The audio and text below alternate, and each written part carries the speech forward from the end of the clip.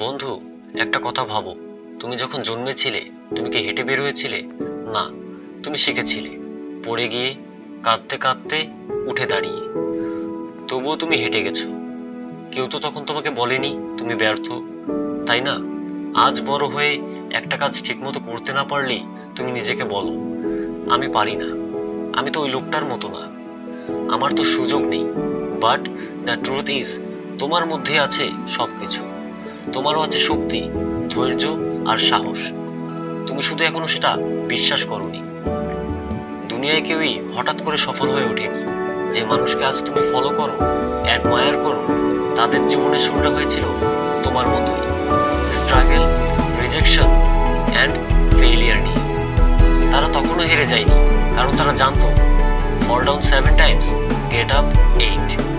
তুমি যদি প্রতিদিন এক চিমটি সাহস নিয়ে একটা ছোট কাজ করো, তাহলে শুরু হবে তোমার জীবনের জয়যাত্রা।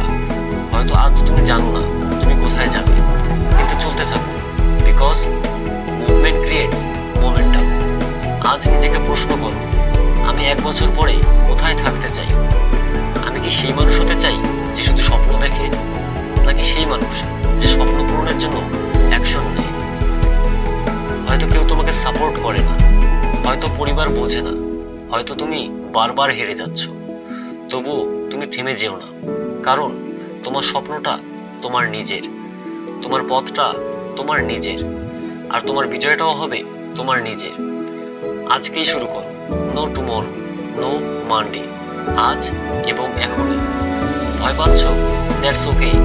ভয় থাকা মানেই তুমি নতুন কিছু শুরু করছো। শুরু করো ইমপারফেক্ট ভাবে, কিন্তু শুরু করো, বিকজ একদিন এই শুরুটাই হবে তোমার গল্পের সবচেয়ে সুন্দর অধ্যায়। তুমি পারো, তুমি করবে, এখনই শুরু করো।